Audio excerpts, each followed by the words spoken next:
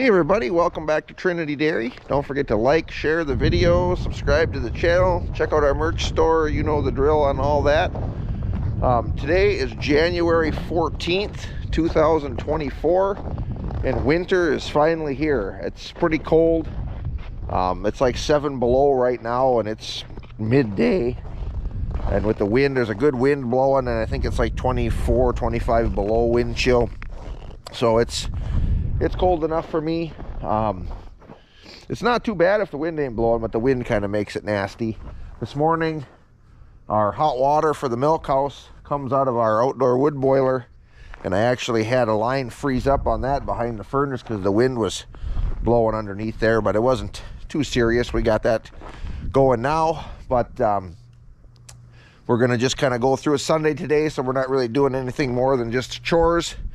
Jessica is in the barn now sweeping up the silage that the cows are kind of done with, and then we're going to put hay out, and then we got to get some of the outside critters water and some of that stuff. So we'll get that done and show you kind of what goes on when it's this cold to keep stuff going. You got all the silage swept up? Yep. All right, you want to grab one of the wheelbarrows and just load the sweepings into there, and you can wheel it out and dump it in the pasture. All right. A lot of times when it's this cold, when we do videos in the winter, people ask how we keep the barn warm. The cows provide 100% of the heat in the barn here. And we keep it about, I like to keep the barn about 40 degrees Fahrenheit. If it gets too warm, they can get sick. If it gets too cold, you get pipes freezing and that kind of stuff. And 40 degrees is a nice temperature for the cows. They're really comfortable at that temperature. We have a couple fans in here and thermostats to set. So right now the fan is right up there in the end wall of the barn.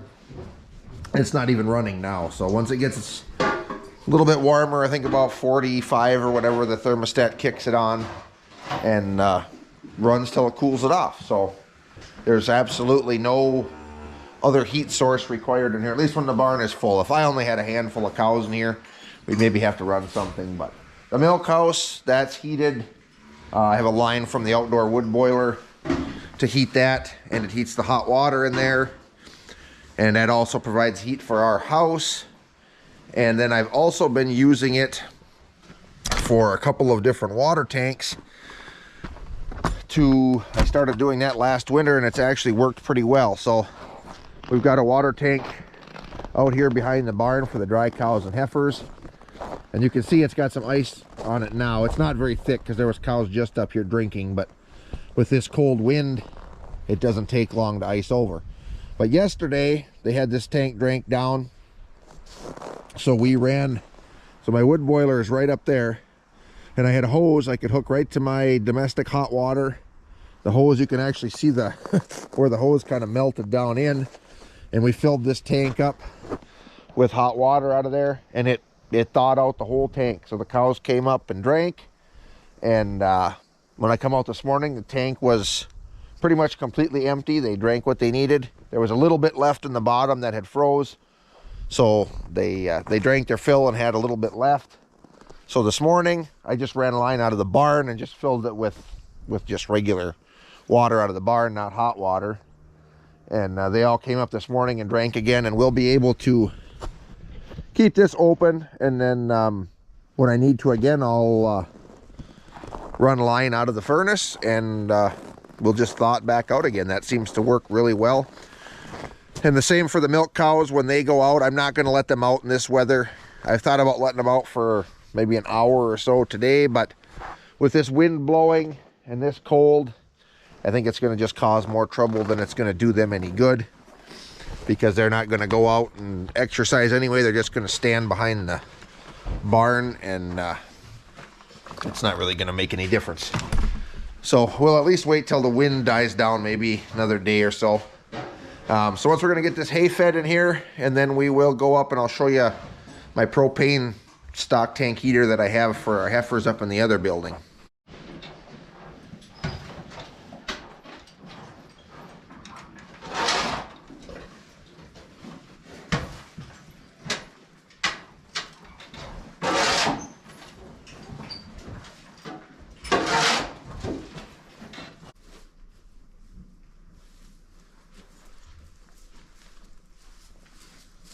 Go below.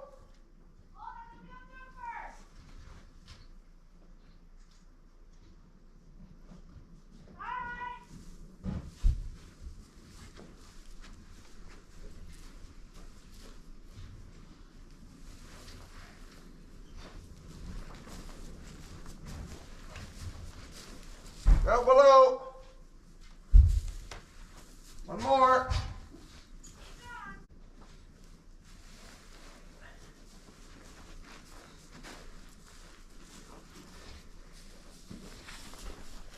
Go below.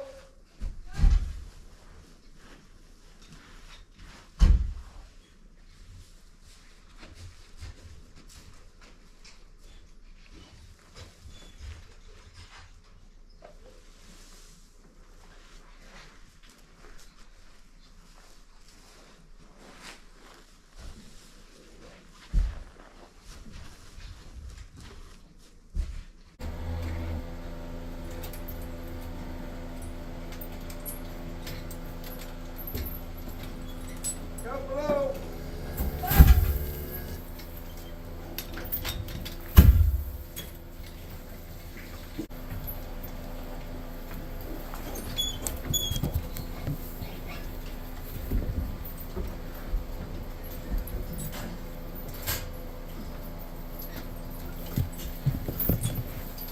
All right, Jessica, do you want to feed this side? I'll give a bale to 5 cows again.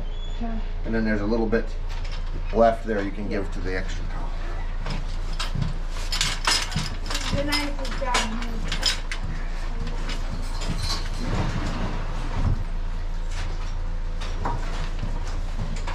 I'll go to the other side. Okay.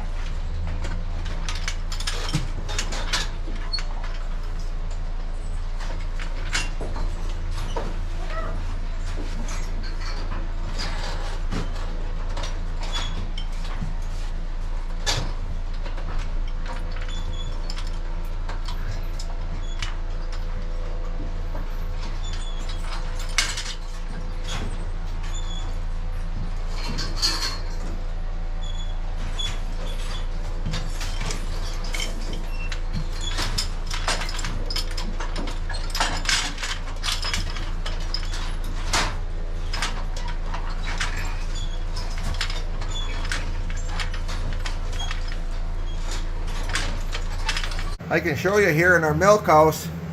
So this is what I have that heats the milk house. So I've got just a radiator coil up there, and then this box fan blowing on it. And then here's our circulator pump that just circulates the hot water to the furnace, from the furnace through here and back to the furnace. One issue that I did have this year, now this circulator pump's been a good pump. It's been in here for quite a few years. The only one I've had in here, and I bet it's been in here 10 years. And one morning I came down here, and it was cold in here. It was froze. It was like probably 30 degrees. I thought, the pump went. So I went and bought another pump. I actually got it here. So I bought this other pump, and when I pulled the old pump out that's on the wall now, I got looking because the box was talking about a check valve. Well, I don't know if it show it in here, but anyway, there's a plastic check valve in the top side of this pump, up in this flange. Well, that wasn't in here when I took this off. So I pulled this line off the radiator. Well, that valve had broke down and came apart, and part of it went up and got stuck up in the elbow of that copper pipe, and it was blocking the flow. So took it all apart, got all the pieces out of there, and I put it back together. I talked to my heating guy. I asked him about that check valve, and he said, it doesn't, for this kind of setup, it doesn't need to be in there. That's more if you've got multiple zones, multiple pumps to keep it from backflowing. So if you have one of those pumps and it has that check valve in it, and doesn't seem like it's working right, the pump is running but nothing's moving, I would definitely check into that, because I would have just replaced that pump and it wouldn't have made any difference because the line was still blocked. So something if you got one of those. I think they're a good pump, and I'm not saying that check valve isn't necessary if you have a certain kind of system that requires it, but if you just have a single loop like this one, I guess I would probably just take it out of there. But if you're having issues, definitely something to look at. Figured I'd show you, this is the hay we bought from Ray here this summer, and that's some really, really nice stuff there. And the cows, they clean it right up. I just got to be kind of careful I don't feed it too heavy, because it's pretty powerful stuff, but really happy with it. They go to town on that. And I'm not, normally what I like to do is grind up the hay and mix it with the silage and feed it kind of like a TMR. You've seen me do it in the past with that old wagon I have, but we're feeding out of the silo here in the barn, and it's just too much of a headache to take it out of this silo with wheelbarrows, put it in the skid steer, dump it in the wagon, chop the hay, unload it back out of the wagon, and do this. So what I've been doing right now, they get hay during the day. If they go outside, they have baleage outside, and then they get the corn silage overnight. So I was gonna put the hay on top of the corn silage. I tried that, or vice versa, but they seem to kind of mix it up, and they didn't eat it as well if it wasn't chopped and mixed in. So this has been working pretty good. The cows seem to be doing good, but just wanted to show that hay because I think that really, some really nice stuff. And the cows are nice and comfortable in here. I always have to laugh. You know, these stall barns, they kind of get a bad rap because all the cows are tied up and they can't move around, and there's so many different, any way, in my opinion, any way that you house cattle, the animal welfare or animal rights or whatever you want to call it are going to have an issue with it. I don't think there is any way to house cattle that is perfect. Ideally, I would like to have maybe a free stall with them to be able to go in and out on pasture, you know, whenever they wanted. I think that would probably be the best.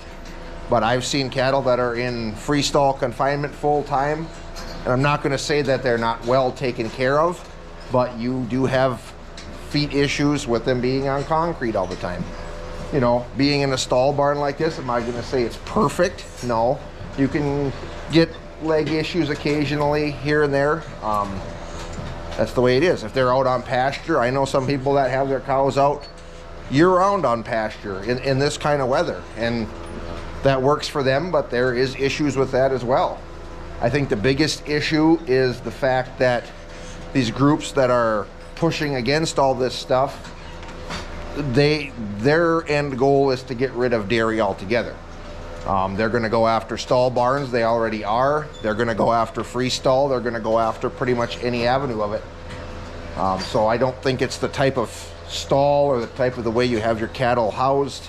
It's the fact that they want you eliminated completely. But I mean, you can see here, these cows they're all up eating now. I come in here sometimes, they're all laying down. You know, their legs aren't swelled up. Some of their tails are a little bit dirty from when they were going out when it was muddy, and that's an issue. If I was going to let them out full time, they would have had to go out every day in that mud, and that wouldn't be good either. So one of them things, there's no perfect way, but you do the best you can. So we got these hay out here now, so we're going to go up, and I got to run the hose out and water those heifers and fire up that heater. So then this tank over here, this one is frozen over right now. It's probably not even very full, but I don't have any cattle out here right now. This is mainly the tank for the milk cows when they're outside, and this is a wood burning tank heater. I used it last year, and somebody actually suggested setting up like a fuel oil drip into it. I think would work good, but I haven't tried that yet.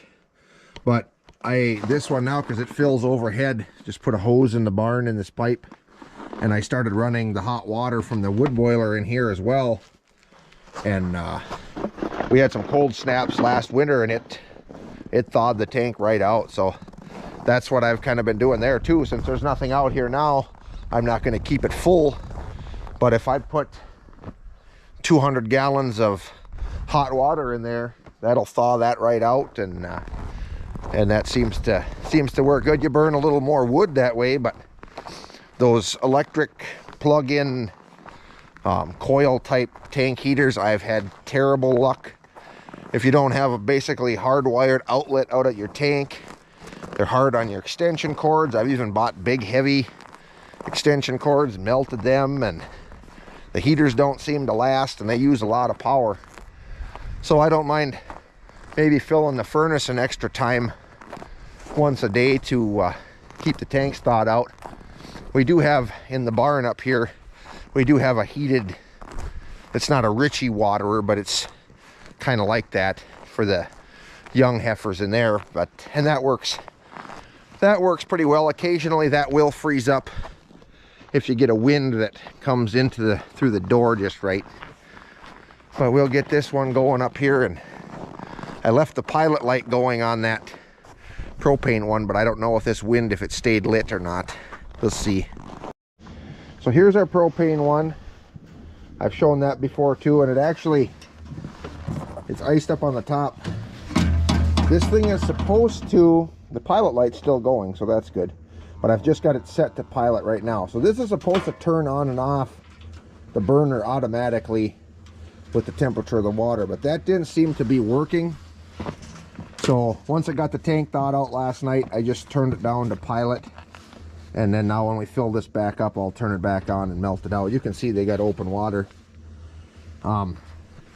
Another reason I kind of been running it that way is because it's only a 100-gallon tank, and we've got three fat steers over here, and then we got a bunch of heifers on this side. So if they drink this tank down about halfway, then my firebox down there is out of the water. So I don't like to have it heating full bore if that's not covered in water. So that way I can kind of keep that from happening. So we'll fire this up and get some water in here.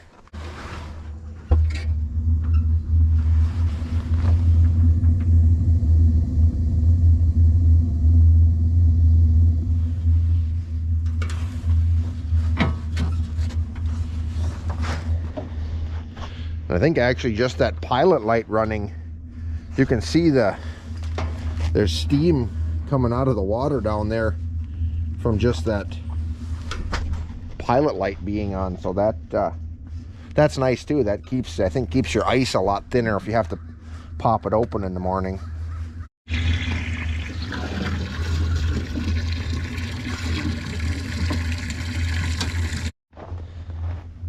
Well, there we go. That's all full and heater's going, so that'll thaw that out. I'll check on it later and see how it's working. Last year I had the same issue. I fired that thing up and it wouldn't shut off on its own, and all of a sudden one day it started working again. So maybe after it runs a little while it'll start working. I don't know, we'll see, but it ain't a big deal to shut it off either. I put this bedding bale in here before this cold weather hit for these steers, and normally I drop a bedding bale over the fence and they spread it out, they push it all around, and it spreads out. Just, they do a nice job, you know. I've dumped this one in here, dumped it right over the fence. They rolled it down here in the corner, flipped it up against the fence, and there it's at. So I went in there now and pushed it over, so now they can start tearing that apart. So we got Duke there and Baron. They're going to be going to the butcher in another month. And then Charlie here, we're raising him for somebody else. He's half Wagyu. It's a Wagyu cross, but he's looking nice too, but he's going to be going to the butcher too, but I think that's going to be a few months off yet, but I don't know. I think they're looking pretty good. Baron there, he's a Guernsey. And then we got a Holstein Angus cross. Should be pretty tasty. We'll go out and check on our heifers and dry cows out here. These are the ones that there's my dad's Angus bull there. we got him running out there just to take care of any heifers out here that didn't get bred or anything. Lady there, brown Swiss. A few of these, these are the ones I got the water tank behind the barn that I showed. And I don't really have a shed up here for them, but the wind we've been getting is west, northwest out of this. So we got a really good wind block here, wind break, these pines. So I put their hay up here and spread out some bedding for them, and it's actually really nice here. You get out of here and the wind is blowing pretty good, but up in here it's not bad. Then this bale, I see that one there getting it chewed down there, so I'll probably move the ring, give them another bale, and then there's a little bit of hay left. They push that around and can lay down good in that. So what do you think, huh?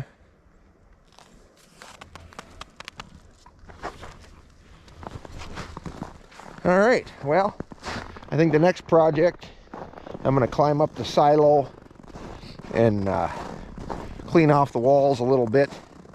It's really cold like this, especially that silage we made last fall was quite a bit higher moisture than I normally make.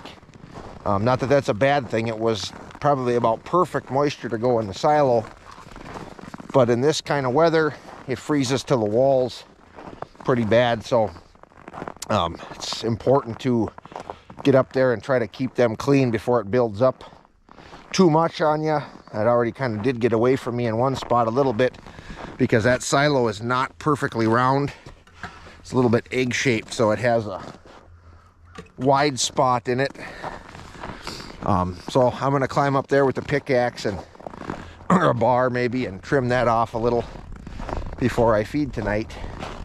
But I'm not going to take the camera up there because with it being cloudy, it's going to be too dark to see anything anyway. So, but that's kind of what we do in weather like this to keep everything watered.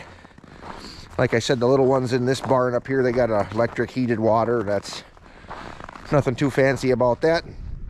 But that's one thing in the wintertime that is important, is keeping these critters hydrated. Man, that wind is cold to get over here.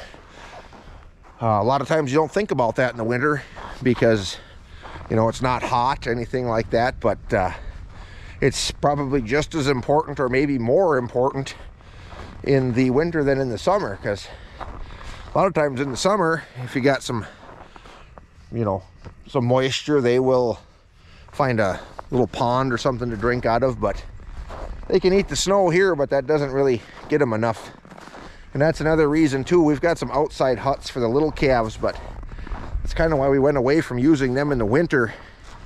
We just had a lot of issues with frostbit ears and dehydration in the calves because you can't keep water, you know, thawed out in those buckets.